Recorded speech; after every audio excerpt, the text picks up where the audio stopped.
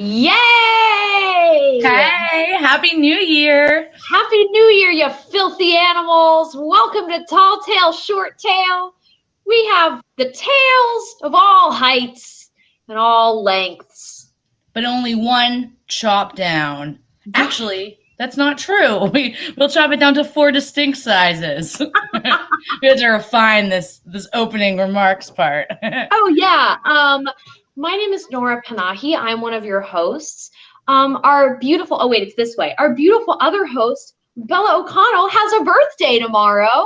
Yes, I do. The same age as 2021 almost. I am a 90s kid. I'm actually wearing his collar tonight because I'm entering the refined age as I see it. I'll be 24.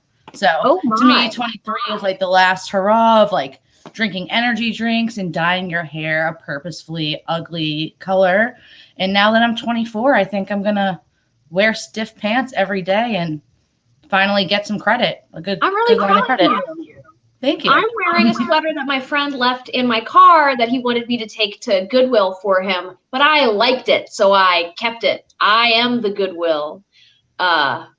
So I guess it was paying it forward. It's all good. You say what goes around comes around. And exactly. What goes into my car belongs to me forever.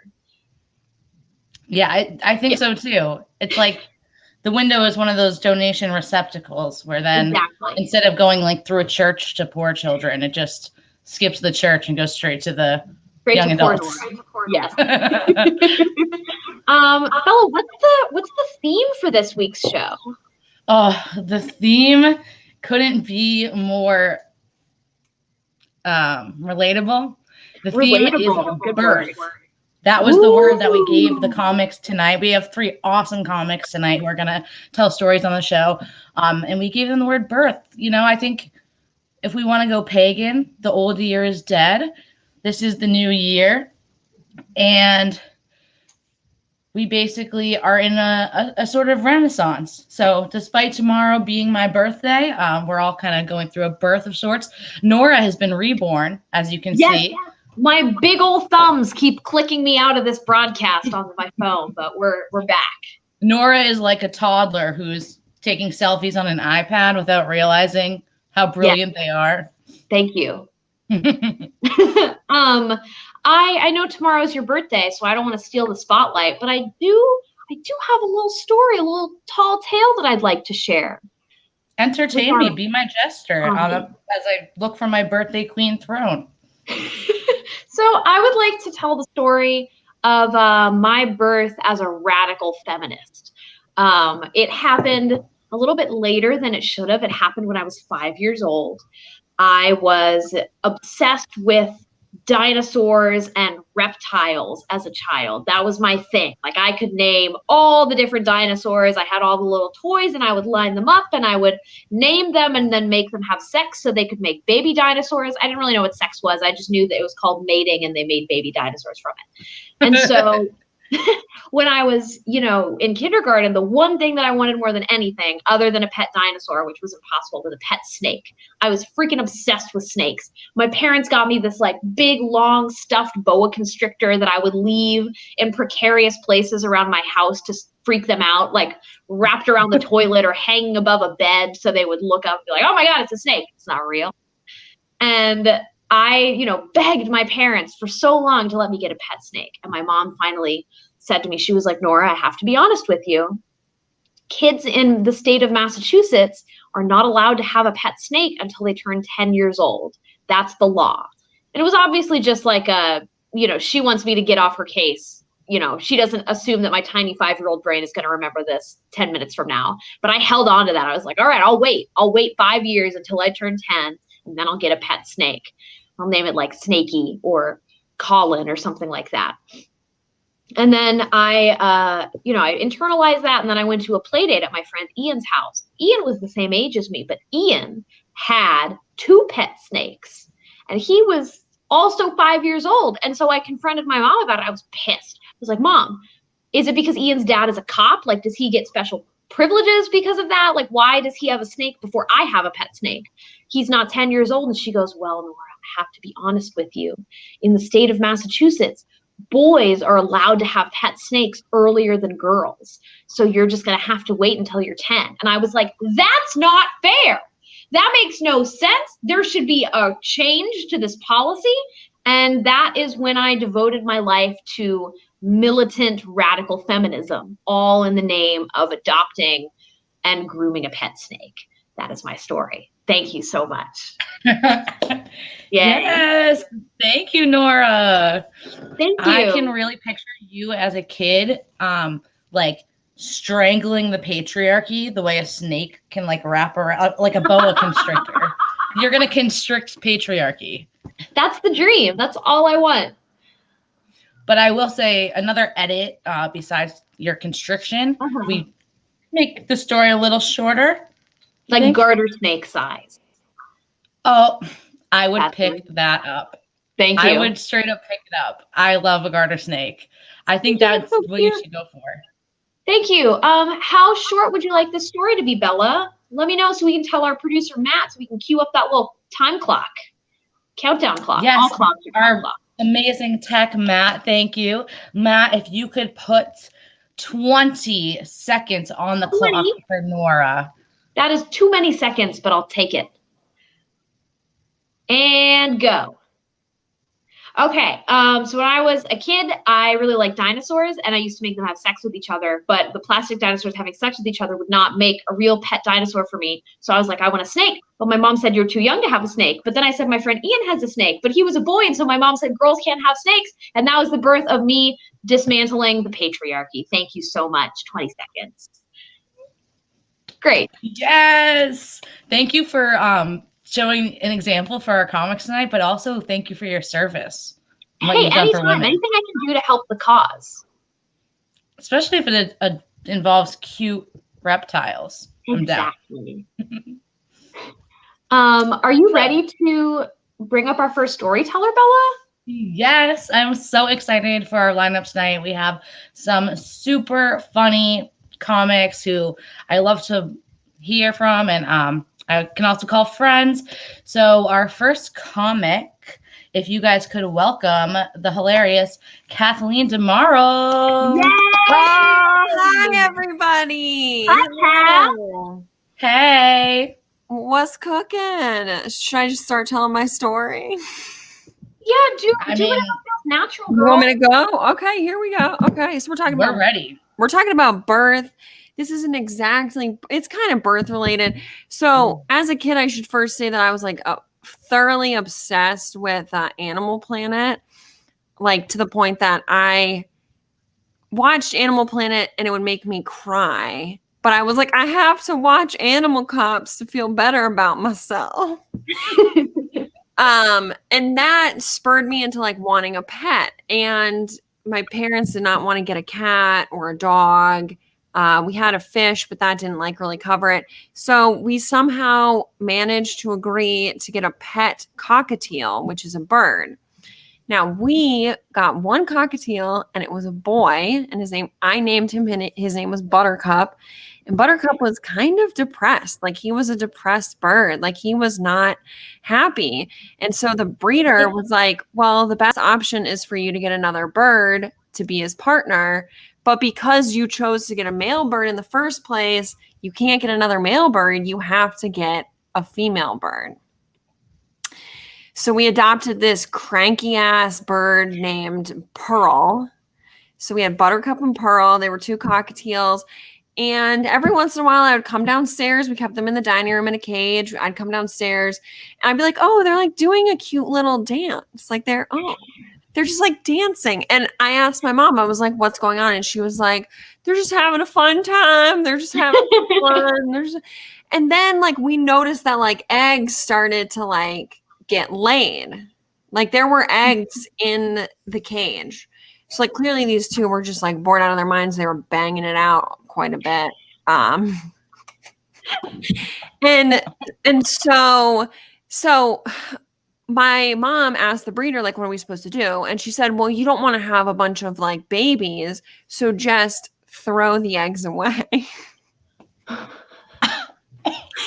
So my mom would bag up the eggs and we'd throw them away, because if they're not like fertilized within a certain amount of time, they're not viable anyway. So it's not like we're not aborting babies here, okay? We're just throwing out eggs. But they kept like laying eggs so much that my mom eventually was just like, I just think they really want kids. Like they just really want children. These birds, like this is their passion. They want to have a baby. So my mom finally agreed to let them, like, she was like, we're going to let them like have a baby. So this is where my Animal Planet thing kicks in, where I say to you that I learned a fun fact as a small child, which is you can't touch a baby bird or else the parent will reject the baby. So a baby is born and my neighbor comes over and she wants to hold it. And my mom, and I was like, no, Mom, it's going to die. It's going to die. Don't let her do it. Don't let her do it. And my mom let my neighbor hold this baby. And then the next day that baby was dead. Because the mom smelled the girl's like fumes on her and like buried the baby's head and the baby died. It was like I was learning about like fucking birth and death all at once. It was quite a lot. And then my mom felt bad again. So she's like, we got to let them have another baby. Kathleen was right. She watched Animal Planet. She knows you're not supposed to touch them. So eventually we had the parents and 3 full-grown birds, like babies, all in one cage. And me and my parents sat down with my brother and we were all like, it's probably not a good idea that we like keep these birds. It's like I was allergic to them. They weren't in a great home. So we decided to rehome them. And so I went to the pet shop with my mom that we were going to take them to rehome them. And before we got into the store, she sat me down in the car and she was like, Kathleen, if these people don't want to take the birds, you have to start crying. And you have to tell them that like they have to take these birds and that like you're going to be devastated if they don't, all this sort of stuff. And of course, like we brought in 5 purebred cockatiels and the people were like, oh, we can take these for free. Yeah, that's great. So there's a pet world across from the Natick collection in Natick, Massachusetts, got our donation of 5 birds, which I was told all went to one home together. But that is how I learned about birth. That's my birth and death story, all encompassed into one. Oh, yay! That's what awesome. an answer. Go ahead. I was gonna say what an answer to like where do babies come from, Mom? Like where do that and tiny egg. Yeah. It was. I'm telling you, those birds fucked a lot. I never heard. I love the pet world across from the Natick Mall. That's where my family adopted one of their cats. That is where I used to go in the before times. Just to meet cats, just to look at them because they have all these cats in Pet World. Oh, I love that place. I know the place too. It's it looks like it parking lot with like Moe's. Yeah, I used to get like $1 queso there. Yeah, that store looks like it used to be like a carpet supply store or something, like in the 70s. It does, yeah. It looks like it was a pet store in the 30s and then a carpet supply store, and then they like chipped the paint off and went back to being a pet store. That place has everything. They have Pet World, they got Christmas tree shops, they have an all-you-can-eat sushi buffet. That is, that's my happy place. Yeah. And the American Girl store. Talk about rare. Oh, God. Okay, but I have to say, like, usually when you watch Animal Planet, they're like, the pandas won't mate, like they're both gay again, like it never works out. So I feel like what you guys did in actually trying to help your bird's mental health was like create these purebred animals, like something people want to do. Yeah, but like they were all in one cage and like those birds, I witnessed some shit. Like, have you ever have to witness a bird getting its wings clipped? Like, you don't want a pet bird. Ooh. Was it like this style of bird cage from like, I don't know how to describe this, like a shabby chic wedding, like 101 Dalmatians house? Like, was it the old fashioned kind? What did it look like? It was like a white wired cage. Nice. It was kind of small. Occasionally we would like put it out on the back deck to let the birds have fresh air. That's awesome. But I wasn't allowed to clean the cage because I had asthma, and my mom was like for sure convinced that I was gonna like have an asthma attack and die from these birds. I also love the idea of your mom weaponizing your tears as a way to get stuff. My mom totally did the same thing. Like, if you have a child, you use them to get what you want. Teach the child to cry. If you're smart. Yes. Yeah. Kathleen, what were the 3 offspring's names and like what was the birth order? Great question. Let's do Instagram mom blog. I don't even know if we had named them because we were just like all of a sudden there were just like 3 full-grown birds, and I was like, this is not good. I feel like you guys never loved the babies. Okay, well, like you killed the first Buttercup. One. Okay, we didn't kill just the first one. Like they were bad parents. Like we accidentally killed the first one, and then they probably killed like 2 or 3 other babies. Jeez. I guess we eat chicken nuggets, right? I mean, I was trying to make it feel better. But did the neighbor girl know like the role she played in ending the life of the bird? Did she ask like, where's that cute bird I was so upset with her in elementary school. I was like, I watched Animal Planet and you're not supposed to touch birds, and nobody would listen to me. I was so pissed off that nobody would listen to me. I don't think she knew. She just wanted to hold a little baby bird. And my mom was like, yeah, okay, sure. Well, it's possible, Kathleen, that they didn't listen to you because the stories you were telling were just way too long. Too long. including too many details. Nobody needs those details. Yeah. Yeah, like the lifespan of those boring birds. Too long. Poor Buttercup and Pearl. They're probably still alive. They live for a long time.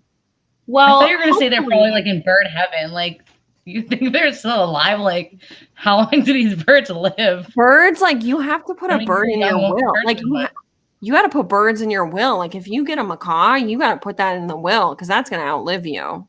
Damn. No. I'm not here for any of this Rio shit. I'm out of here. We got to make this story short.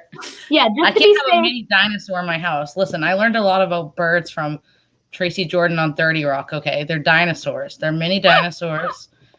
And it's clear what they did in your home was like a Jurassic Park situation. I'm sorry. Oh, those poor birds. Well, just to be safe, why don't you tell the same story a little bit shorter just so we can get it in before those birds die? Oh, yeah, let's do it. Kathleen, can you pick a number between 1 and 4 for us, please? Yeah, 4. We'll go with 4. Bella, do you have the cheat codes up? Because I'm on my phone and I don't have them. Yeah, let me just grab those. Thanks. So as a matter of fact, I think that I never had a bird, but did you have any pets, Nora? Yeah, I have. I've had many pets in my lifetime. I have my cat right here who's licking his privates on my bed right now. Always. He's like from the same like breed background as my cat. They're both like Maine Coon. Oh yeah, big old monsters. Ferocious people. How long of the story are we going to have Kathleen retell? You know, I think Mark Zuckerberg needs to do our show and learn how to make it short because he needs to make Facebook load faster. So I'm just going to tell you that your story is going to be 17 seconds long. Oh, fuck. Okay. Matthew, could we please get that on the board? And just whenever you're ready, you can just tell Matt. All right, I'm ready to go. Okay, so I had some pet birds. Whoa, pause. Sorry, I was minutes, not seconds. I was going to say, I was moving real slow. Oh, I meant hours. No, I meant hours. We need more. We need to know more details. I want to know every single second of 17 hours. Okay. There we go. Fuck. Okay, I'm ready. We had 2 lonely birds. One was Buttercup, one was Pearl. They'd be fucking a lot. They had a bunch of eggs. The eggs, some of them we threw them away. One of them died in my friend's hand. The other one, they had some babies that were born. Then my mom made me cry, and we took them all to the pet shop, and then we donated them, and that's it. Awesome. Song of the Summer 2021. That rap. Yeah. Kathleen, do you have anything you want to plug? Do you have any social media handles you want to advertise? My God. Guys, you can find me at Kat Tomorrow on TikTok. I can't believe I said that. Twitter and Instagram. I also have a podcast called The Gimme where I talk to different people about their childhood obsessions. I'll have to have both of you on this upcoming week. We actually have one of the other guests on this show. Oh my God. Podcast. That's awesome. Yes. Yeah, that's right. Corey Saunders and I are going to be talking about the Brave Little Toaster. So check that out. I love Corey Saunders. I can't wait to hear from him. Hell yeah. And I love on the Gimme Podcast Instagram too. Like you'll share highlights from like you'll have different folks on, and the highlight clips are really funny as well, just to get a taste of like what the podcast is like. Yeah, it's a lot of fun. It's been good to do during the quarantine. Oh yeah. Great. Well, thanks for coming on, Kathleen. Yeah. And sharing your story. Fly away now. That was a bird joke. She's talking about birds. Exactly. And while I'm thinking about it, speaking of hobbies, I guess I was just thinking of hobbies. 2MB Studios, where we have our show, is actually partnered with this awesome website, 3weeks.courses, where you can take these online classes, but it's only 3 weeks. So like, nice. That's why I thought of it. They're offering one now in podcasting. And I saw one, like, I was thinking about what we would do for Black History Month next month, and I saw they had one on Black theater history. So that is kind of a cool way to like educate yourself or learn something new, but in a really short form. So that's 3 weeks Nice. courses. Yeah. Speaking of courses, I'm pretty sure our next storyteller went to Harvard. I could be wrong, but I'm like 99% sure. I don't really like to remember facts about other people because it clutters up my brain for facts about me. But I'm sure she'll tell us once she comes on screen. Please welcome the incomparable Sabrina Wu. Hey. Woo, woo, woo. Welcome, Sabrina. Hi. Yay. Yeah, I did go to Harvard. I just finished. I knew it. I'm no longer associated with the university. We can I know, I still think- claim you as our Ivy Leaguer. I think this is also one of those rare moments in comedy where we're all like the same age. Like I think we Whoa. all three would be the same grade in school. So I guess Aw. it's fitting to come on talking about college. Wait, are we the same age? I think I so. think so. We're, Not you all until are tomorrow when Bella turns 24. Yeah, we're all in the same wow. grade, I'm pretty sure. Because I've Oh. seen both of you guys around doing comedy for a couple of years, so I always notice like who's still in college or whatever. But where did you when you were in going to school? Did you ever live in Dunster House? I literally lived in Dunster House. Yeah, I work there. I go there every day, 5 days a week. What? Are you serious? I didn't work there before. I'm a nanny, so I got like laid off from both my jobs at the beginning of quarantine, and then got this new contract as a nanny. But it's literally for the tutors. So I go to like okay. Oh my god! I Yeah. was at work and I was like that asshole that was like, "I'm sorry, I've never seen either of you." Like, sorry. Thank God you just got there. Okay, they're Yeah. Sean and Cheryl, right? And are they the? There's a bunch of Oh no, tutors. no, no. The Manon and Yes. Yes, I love won't Manon. I won't say much more because I haven't gotten their permission to talk much about it on the show, but So sorry. We got yeah. their first names. No. We got where they no, I live. should have known when I went into this, but yes, we're on the same page. So yeah, so what are you doing now that you're graduated? Yeah, I'm like a staff writer for the reboot of Doogie Howser. It's gonna That's be so on. freaking cool. Yeah, it How's is. It is Neil? very How's great. NPH? Is he there? He's not, and I maybe should take a note from Bella and like not spew everything. He's not associated with the show, but Aw. the goss. There are people who worked on How I Met Your Mother, and the goss is that he will do anything that involves close-up magic. So like I think it's a matter of writing like a wacky guy at the hospital who loves to do close-up magic for kids, and like Awesome. Oh, I can't wait. I will I watch it. love that you for can that. like set a trap for him, and the trap is close-up magic. Yeah, I mean, it's a trap that he set for himself. Like, I think he goes around being like, I don't know if I'll do any role, but I do love close-up magic. And And then the roles just appear before his very eyes. right. Like, he doesn't even say it. He just lets doves, like, fly out of his hands. And...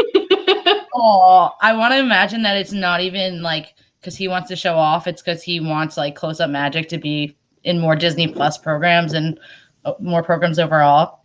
More I think- representation for close-up. I know they were kidding, but I think, like, actually, you know, like, there's some people who are like, I believe squash should be in the Olympics. Like, I think he's like, I believe magic should be a staple of every, like, American household. Like, I think he's really, like, he was like a part of that, like, magic society in New York. If That is I see hilarious. it. It's like miming, kind of. They want you to take it seriously. Yeah, they like want you to Like, there's gonna donate be to the org and like, Nice. Sabrina, Yeah. do you have a story about birth you would like to share? of course, I have like a really, I guess, like sophisticated dramedy about how birth is pain. It's intergenerational. It's about my mom giving. Okay, my mom. I was like my mom's firstborn, and like I really gave up on my own intro. My mom gave birth to me. I was her first kid. Obviously, my mom gave birth to me. I'm gonna stop making meta commentary. Okay, all right. Midnight. Water. Her water breaks. She goes to the hospital. By the time she gets to the hospital, apparently she's like her vagina 4 inches wide already, and she's like, I don't feel a thing. Then it gets like 6 inches wide. It's fine. The doctor's like, do you want anesthesia? And she's like, oh my God, my hole is so big and like it can't get that much bigger. And if this is like how good it feels, like I don't need it. Unfortunately, she did not anticipate that I would be an unusually large baby. And so by the time it was like too late for her to like get anesthesia, she was screaming like Bloody Mary. Like according to her, she said that she like wanted to die. She was giving birth. And in her defense, this is this photo of me as a baby. But like that is so bigger, big. like yeah, like I mean, I look as an out lesbian for many years. Sorry, she's downstairs, but like I'm familiar with fisting, okay, and it like it hurts, and it's with people you love and know. My poor mother, we had just met, and there I was, and yeah. Oh, also for context, I was so big. So basically, like my mom is somebody who kind of didn't want to have kids, and apparently so like my grandma did most of the caretaking. I was so big, and there was some miscommunication. I was so big that for years my grandma was like kind of like my mom mostly raised my brother, but she would sort of shit on my mom and be like, you know, the doctors ran all these tests and I raised you and fed you, and you were like, you were always getting 100% on other tests, your brother 50%, like, you know, and that's why you're smart and he's, you know, it turned out later that what test she was referring to was like my weight percentile. I was anyways, so my mom gave birth to me, and apparently when she gave birth to my brother, she immediately walked in, and the first thing she said was, I'm in actually a lot of pain. Could you, like, she felt nothing, and she was like, could you actually inject all of your anesthesia? So anyways, and she would tell me that for like years, and I think that's like why, like, in my head I'm like, oh my God, I would never want to give birth. I want to adopt. Like, I want to have like a really like I really just want to have like a really nice, like I'm like okay adopting like teens. Like I want to have like a very I'm an open-minded person when it comes to family structure. But given how much, sorry if this is too much, but given how much vaginal discharge I'm having on my menstrual cycle, my body is ovulating like crazy. It wants to have a baby so bad. And even though I'm a lesbian, with the like my body wants it so bad. With truly toxic relationships, I like have felt like I like want to be impregnated, and it, like I always imagining like not giving birth, but like getting like impregnated is like my wildest fantasy, and it like and always with like the anyways just with like maybe that makes sense, but like I feel like with some of the most toxically masculine people, I'm like let's. It's just so not okay. This is sort of unrelated, but it was like just with this person that I wanted to get like I wanted to raise a family with them. Even though they one time said to me a year into like being together, they were like, "Hey, like it's been really great being with you. Do you want to be my squirrel friend?" Because saying girlfriend was too embarrassing for her. And the lowest point in my life was when I responded to that with like she basically invalidated my whole existence, and I laid on my belly and pretended to be a fat squirrel and like just ate her out and was saying funny lines like, I guess I don't need nuts this winter. And like, I just think that's what I did. And I'm a masochist and a bottom. Love is pain, birth is pain. That's my top. Yes. Thank you. Thank you, Sabrina. I have often said that I really think the universe like made lesbians have to jump through hoops to have kids because overpopulation would be insane. Like if you look at like the pet adoption thing, like imagine if like all that discharge had something to take care of. I don't know. I'm basically just saying I think lesbians are baby crazy. So I think the best part about like being a queer woman is that if you end up marrying a woman, you don't have to be the one to push a baby out. Like you can get a woman to impregnate, and then you can be the dad and just like fuck off and do whatever the hell you want. That's the dream. Yeah, I think straight couples don't even have the conversation of like, who's the squirrel? They don't even know. They don't get that far. Oh man. Um I'm trying to think of, I feel like all of the funny things have been said already, and I just have no questions because I feel I like we already know. know everything about you, Sabrina, that we need Yeah, to. I did share a lot. I have something not funny but very informational. Like the Lay it fact on 'em. that I want to get pregnant is actually such strong proof that lesbians are not a genetic mistake. Because that That's means true. our answers, we were just making strong coalitions with women. We were really close with women, and then we were getting pregnant, and that's how we continue to pass on our genes. That's There beautiful. you go. And I've also heard people have mentioned like in like orphan situations, kind of like the Penguin Tango Make 3 situation, like historically, like the gay uncles would have like taken care of the kids, so that's why. And I don't know, but I can in another family sense, I can definitely relate to like your grandmother. Like I think my grandma thought that whichever grandchild she like forced to wear socks at all times like would grow the most because they wouldn't be as cold. Oh Like my grandmothers God. always have their thing like that they think is going to make you so healthy, I'm so especially if they're like, oh, sorry. Go ahead. no, go ahead.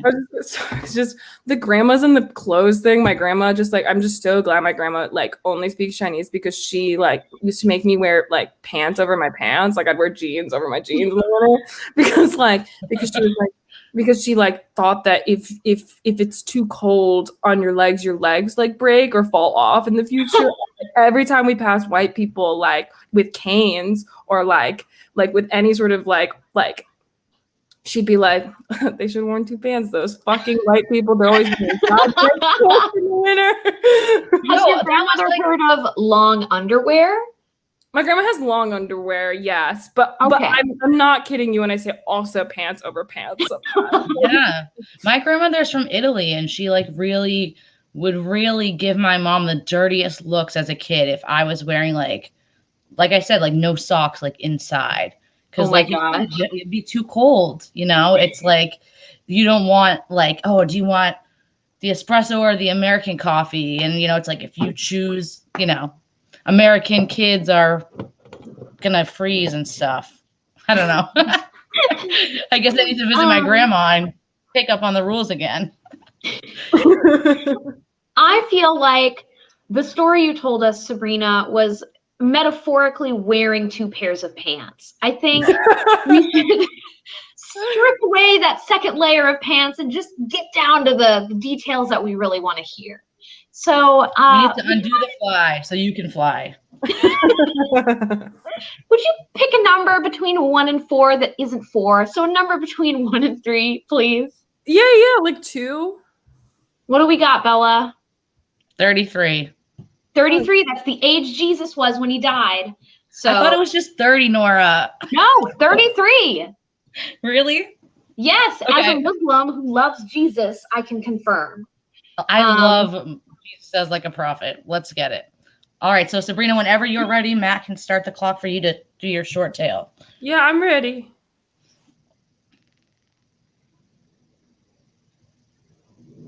Oh, okay. So my mom gave birth to me, obviously, but she did this. She said no to painkillers, which was dumb because I ended up being actually an extraordinarily fat baby. Fatter than 99% of the other babies, and then my brother came out much easier. And then I hated birth, became a lesbian, but my body would not cooperate. And I just made a fool of myself and pretended to be a squirrel just to get laid. Okay. Yeah. Yay. With like 2 seconds to spare. Nice. Awesome. Serena, do you have anything you want to plug or any social media handles you want to promote? Well, yeah, you can follow me on Twitter and Instagram at @SabrinaWoo. And if you have Disney Plus, like check out the show's called Doogie Kamealoha, and it'll come out like maybe September. That's awesome. Yes, totally looking forward to that. Oh, Thank you, yeah. Sabrina. Thank you. Thanks for having me. Of course. Oh my God. All this talk about vaginas and lesbians is getting me all excited for our next comic. I know. I need to be like back in my days before Corona, when you could go to the gay club and be like one woman surrounded by like 500 men. That's my dream. The cleanse I need. This next person was the last person I actually like went to a club with before the pandemic, and we saw a drag show together, and it was amazing. So please clap your virtual little hands for Corey Saunders. Yay!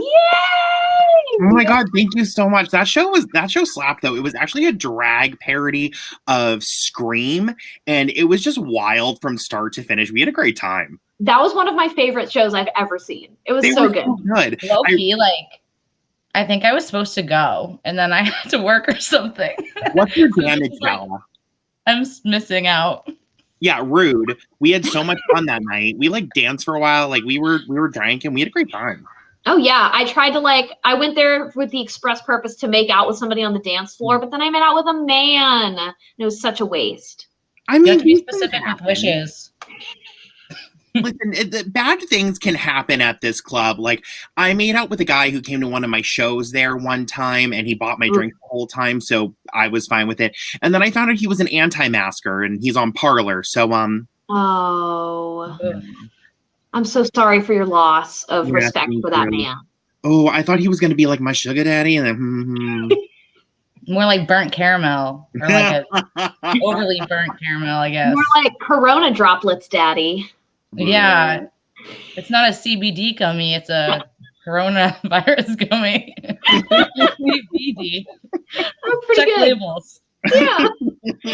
Corey, what birth story do you have for us this evening? So I need to tell my origin story, because I was really born just like a hot gay mess, and I've done a lot of digging on this subject, and I'm really fascinated by it. So I want to share it with you lovely folks. And it all started one day when my mother had imbibed quite a bit, and she said to me, "Koi, you know how you were conceived?" Which is a real sentence that came out of her mouth. And I said, "I don't want to know." And she kept going. And she said, "We had 2 weddings that weekend, that October. I don't remember which one it was." So just setting me up for being just a hot gay mess. And the day of my actual birth, so I was due on June 30th. I ended up being born July 1st because I put my mother through 27 hours of labor.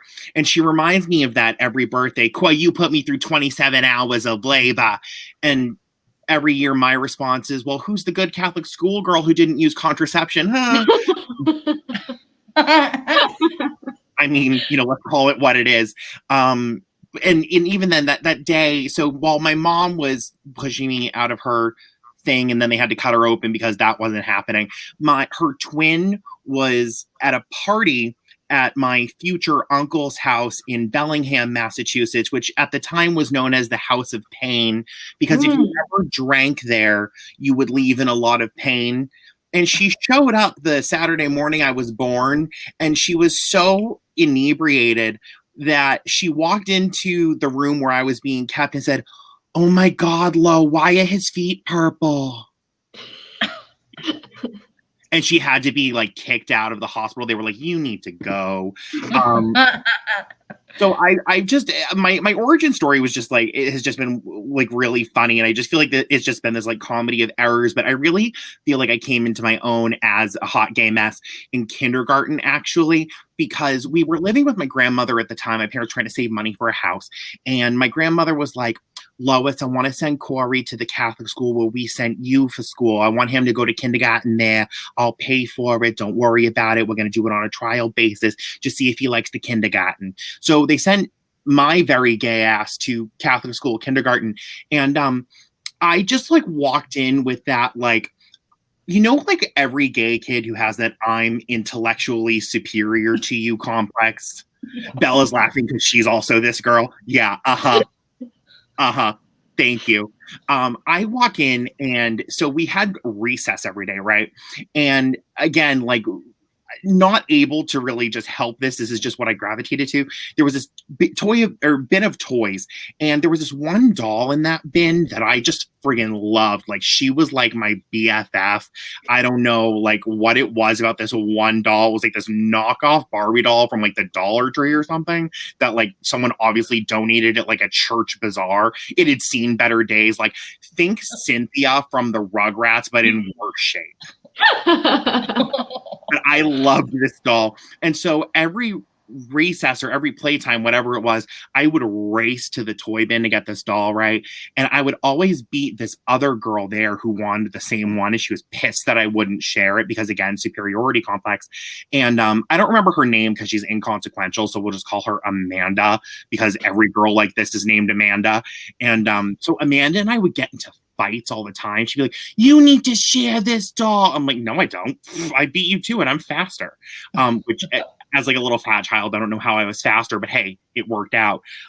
So we got into this huge fight, and it like escalated to the teacher. But again, being a hot gay mess from birth, I had this like innate like petty sense, and I was going to act on this. So I was the only kindergartner who could read, because again, superiority complex. And because I was the only one who could read, the teacher would always make me read to the class because I guess she wanted to like drill cigarettes. I don't know, but I was put in charge, which again, should not have been like, that should not have been a thing because I can barely take care of myself. But so she would have me read, and like for whatever reason, we always read Madeline. Like, remember Madeline, you know, in a house in Paris that was covered in vines, there lived 12 little girls in 2 straight lines, like that. And for whatever reason, there was always like some peril these children would end up in, and the nun would always have to like run and save them for some reason. But she'd always like spend like 20 minutes rhyming before she got to the trouble. And I'm like, this is time probably where you could, you know, be saving this child from whatever peril she's in rather than coming up with rhyme. But they would always make me read to the class. And I one day was put in charge of the class again. The teacher left, and I was pissed at this girl for trying to take my like ratchet little doll away. So, you know, story time coincided with nap time, and a lot of kids would sleep through it. So I bet on, and I won on, that people would fall asleep mid-story. I snuck to the back of the classroom where the play area was once everyone had fallen asleep and the teacher wasn't there. And I went into the toy bin. I found the doll. And you better believe I hid her. Because if I couldn't have her, no one fucking would.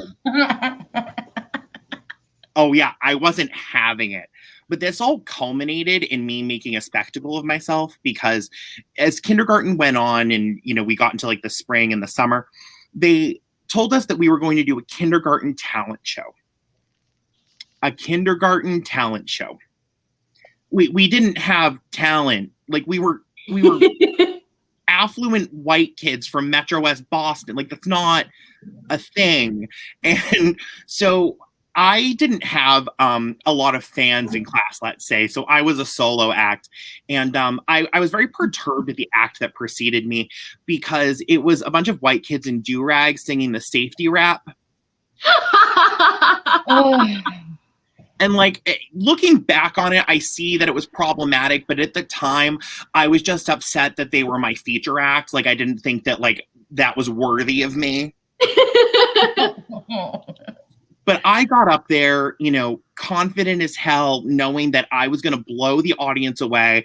I was going to, you know, outdo these safety rap kids. I got up by myself at 5 years old, and I chose to sing Part of Your World from The Little Mermaid a cappella. Imagine this at like, you know, 5 years old, built about the same, sound about the same. I want to be where the people are. And like, I went into like the acting too, walking around on those, what do you call them? I went for even like the high note at the end, up where they walk, up where they run, up where they stay all day. Like, I went for it. Oh. And my mother was just like, that is my co-op there. He's singing. And I ended up moving away after that. but the teacher, who was just so lovely, she sent me a letter on Little Mermaid stationery that summer after we had moved to Natick to, say thank you and encourage me. And she knew that I loved the Little Mermaid. And you better believe I stole that fucking doll on the last day. Yay! Yes. Thank you, Corey. Where's the video of this performance? So there is a VHS tape of this. And back in the day when everyone still had VCRs in regular rotation, my mother would come home, again, inebriated, and I would have like friends over from my job at Jordan's Furniture, which is a whole other story. And she would come home and she'd be like, "Hey, Maria, you want to see a video of Koa when he was little?" And I'm like, "No, mother." And she would put it on anyway. So let's just say that during a spring cleaning incident, the tape might have been misplaced. Damn. I was hoping for a digital remaster to be sent out to all of our audience members tonight for reference. But oh no, but I have embarrassing footage from high school that I unearthed the other day, which I can show you privately later. That'll do. Yeah. Absolutely. Privately, publicly. I'm ready to see that. I also have all these little, like, when I did TV production in high school and middle school, we were using tapes, like, at the local broadcast station. It was, like, right before they switched to digital. So I have tons of, like, not, like, VHS tapes, but, like, these small, like, camera tapes that have, your classic high school, like, bad broadcast news type of thing. That's adorable. Yeah.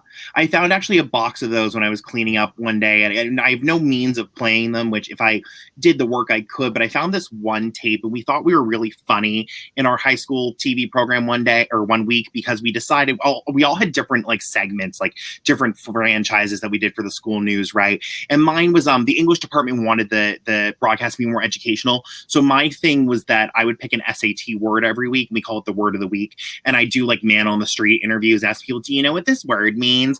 And like one week it was expunge, and this like dumb bitch was like, "It's SpongeBob's girlfriend," and I was like, like she thought she was hilarious. I was like, "Okay."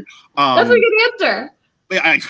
But so we ended up deciding we were going to swap segments one week, and we thought it was really funny. And I found the raw footage tape from when I recorded the sports update segment. So I had to like, write the script for me, and I had to be like, "All right, and in the sports balls, the football Flyers won. They scored a home run." Like it was not. Like, how do you pronounce this? I kind of thought of like when you talked about like your acting and part of your world, when Ariel's like, "What's that word again?" It reminds me of like Hilaria Baldwin's reaching like Rachel Dolezal thing. She has a video where she asks like how, she's from Massachusetts. She born and raised, but she asks like, "How do you say cucumber again?"